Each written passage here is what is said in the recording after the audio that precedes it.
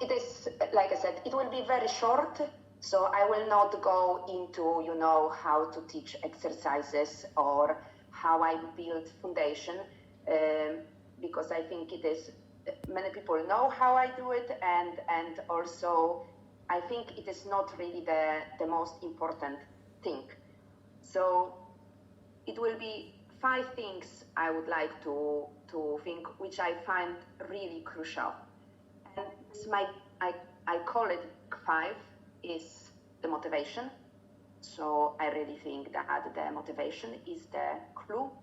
And I always say this, that if my dog will be motivated to do exercises, then he will just do it in many different situations. The second is the communication.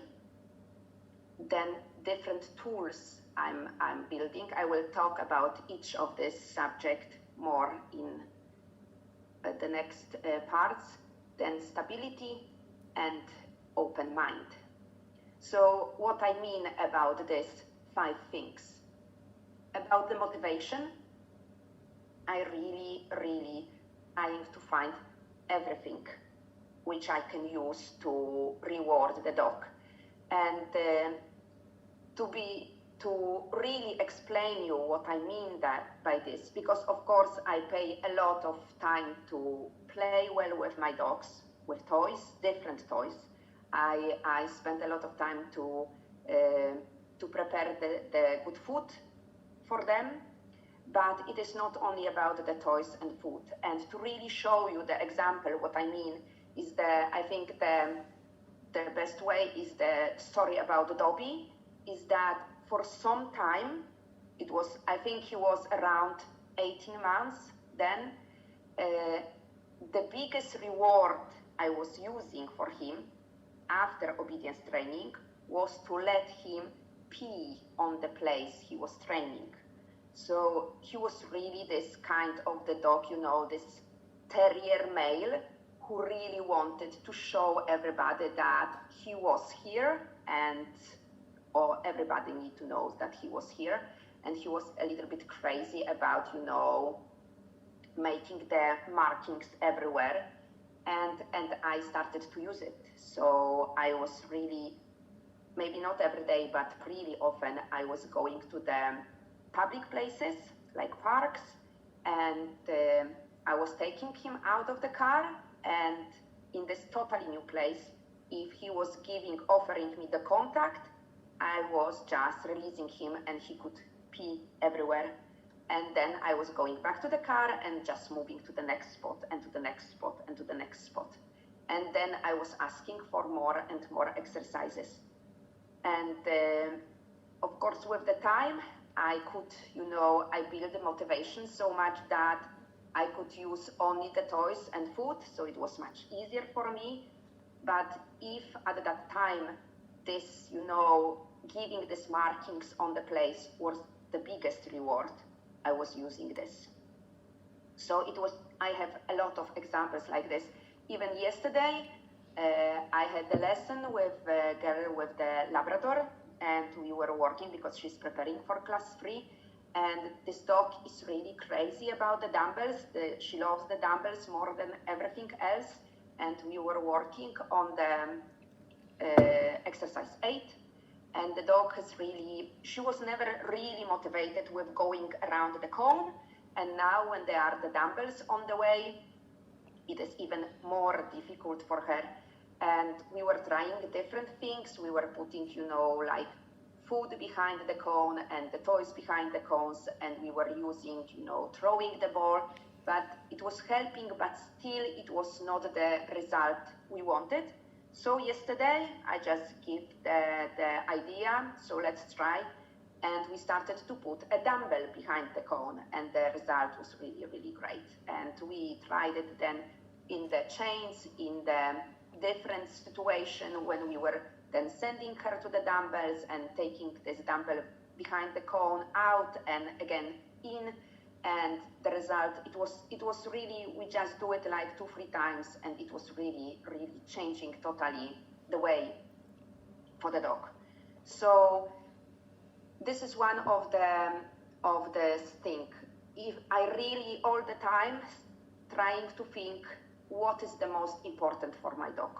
So I'm really not going only around the toys and the food, really thinking what will be the biggest reward.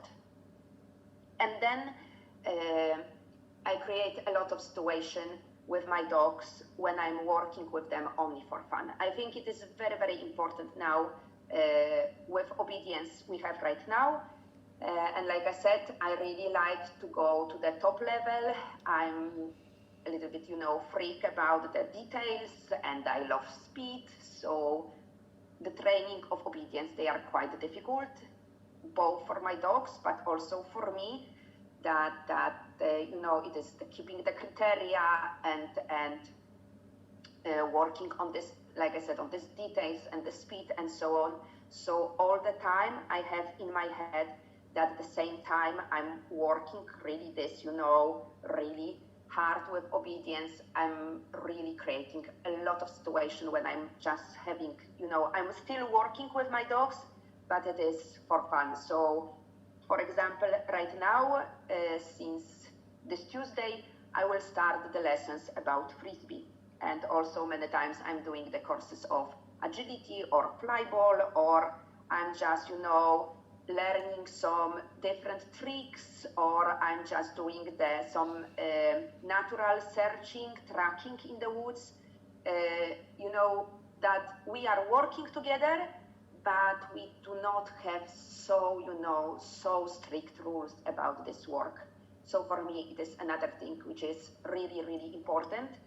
And I really like to mix a little bit, that obedience is just in the part of some, other way we are working.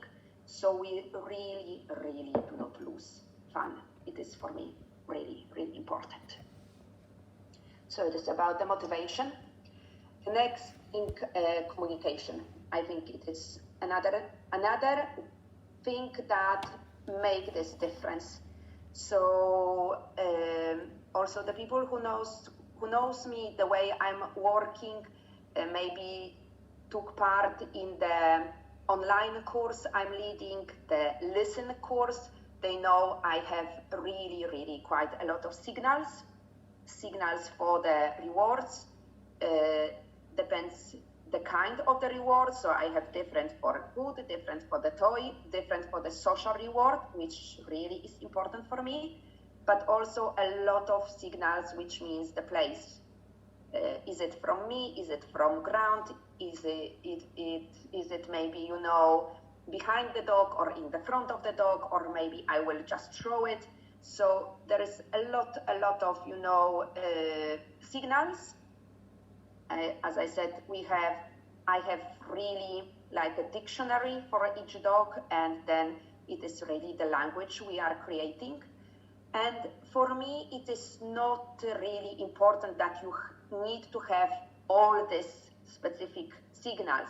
If you will look at my, club and the students, you will find out that different handlers have a little bit different signals. So some using more words, some using less.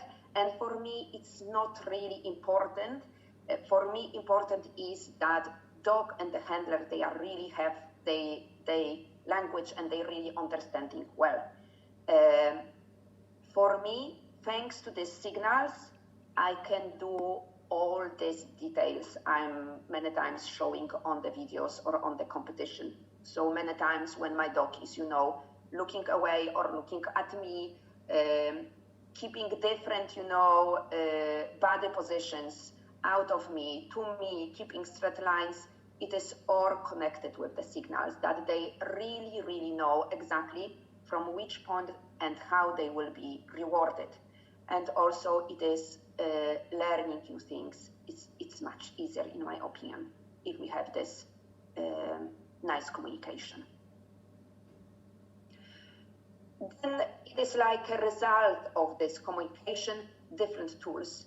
So I really teach my dogs much more than I needed, and it is really extending. So with every dog, I'm working on more and more tools. It is that I think I'm starting later and later with the exercises because I'm making more and more tools.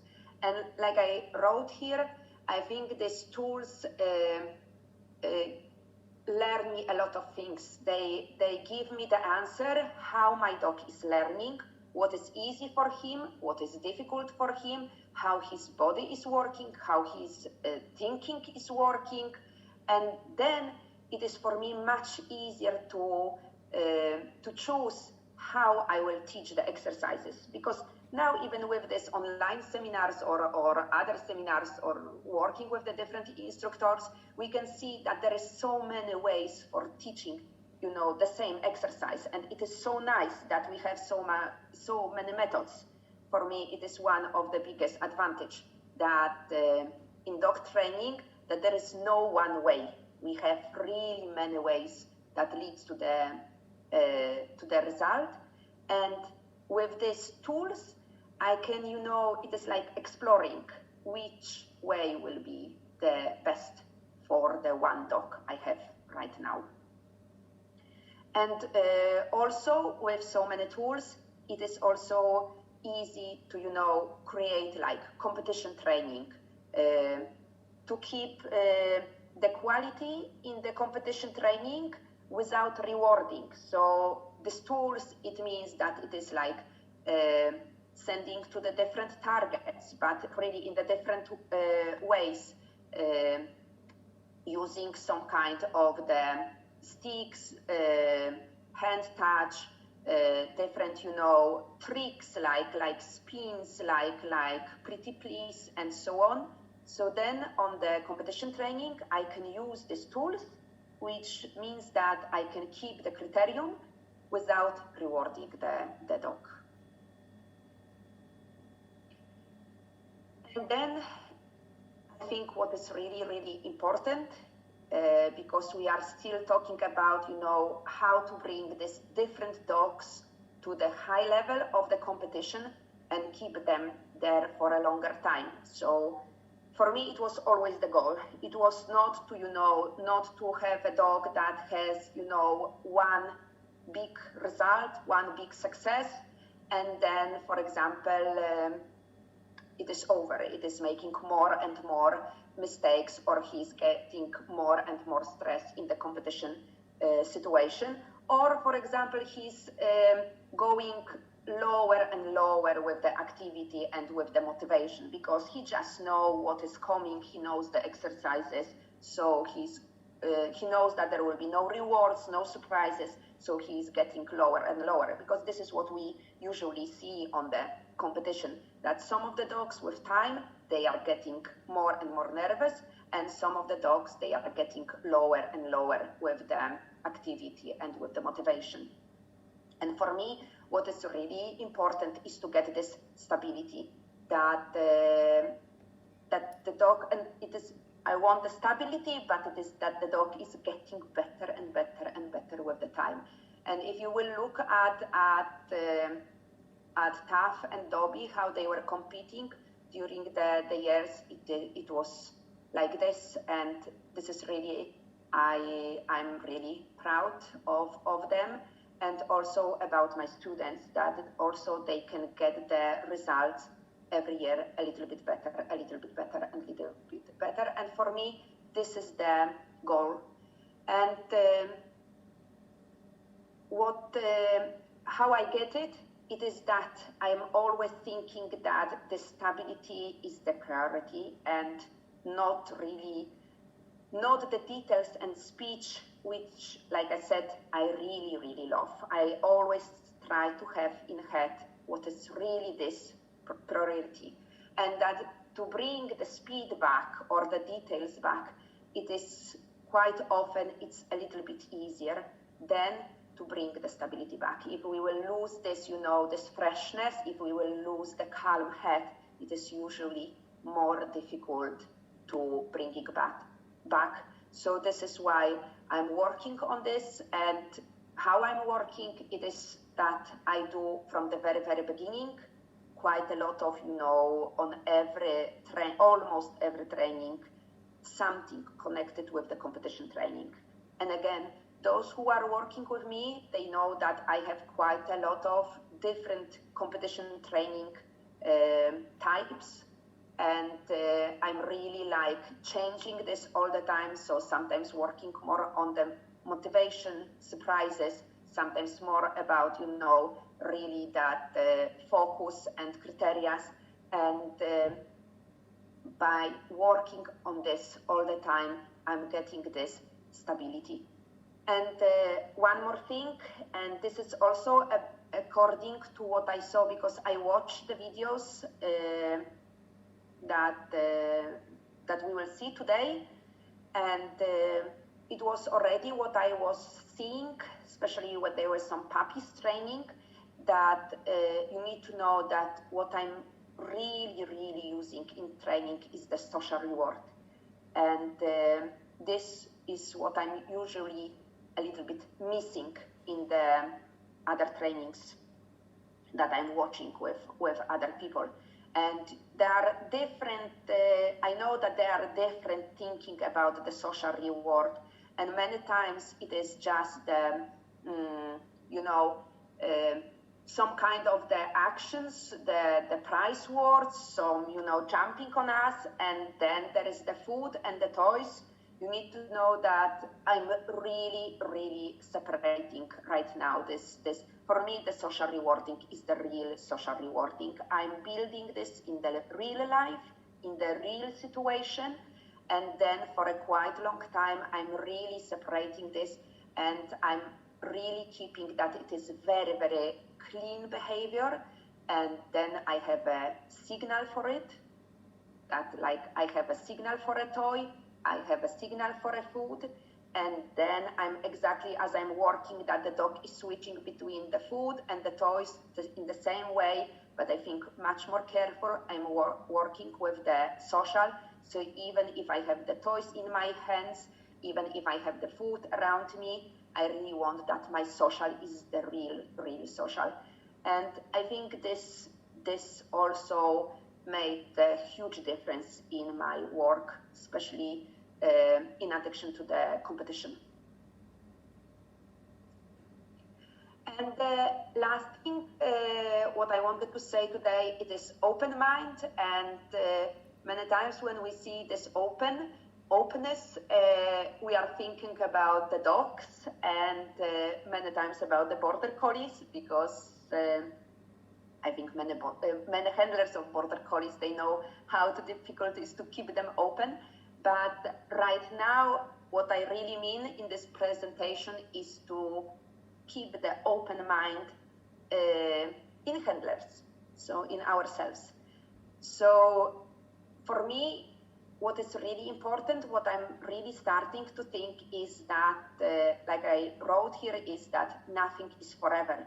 So it is, we all know that we are working hard for something, and then we have it, and it is so nice, or something is working just from the beginning, and then suddenly we sometimes even do not know when, and sometimes we really know that it is on some training, on some competition, something is just, totally collapse, and it is not there anymore. So I'm just accepting that this is the way of the obedience, and I'm just, in my work with my dogs, I'm just, all the time retraining the exercises. So it is just my way. So it is even, when I'm meeting some friends on the competition, that we are not really meeting quite often, only just from time to time. It is already, like typical that I'm getting the question, what I have retrained right now with my dogs. And then I said, yes, now I have a new command for this exercise, and now I have a new command for this element, and I just I just go back to what I was doing 2 years ago, and for me, it's not a problem. And this is, sometimes I think we are really very much, into something, and sometimes we are like, the dog is adult already, he's, experienced, and then we are just, okay, it is just the way. For me, it is, I'm just retraining all the time. So even like now, Taff is 8 years old. It is still, I'm, with him right now. He got the totally new command for going forward, for example, and he's still learning new things. And I think this is one or also a big reason why my dogs, they are so fresh all the time, because I think we also knew that as long the dog is learning new things, he's much more alerted, and many times he's much more motivation. And that the problem is when the dog has to repeat all the time the same.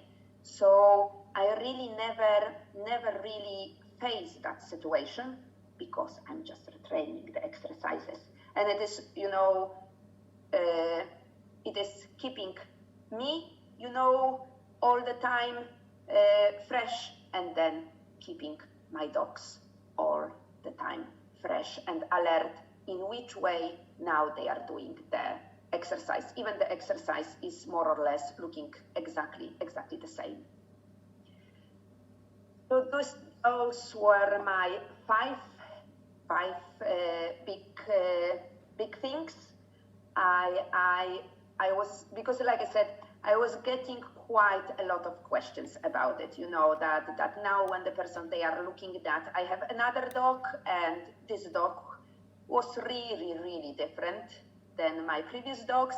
But in the end, he's going, now he's closer and closer and closer to my previous dogs. So I think the people who do not know how he started, for them, it is just another dog. So I was getting these questions, what I think, what is the reason that my dogs, they are working in the similar way, and also my students' dogs, they are working in quite similar way. And I was thinking quite a lot about it, and these 5 things I found that they are quite important. And I think they are mostly the answer why it is so. And in the end, my motto to show you that to improve is to change, to be perfect is to change often. So, like I said, I really like to change things. Okay, so this is the end of the presentation.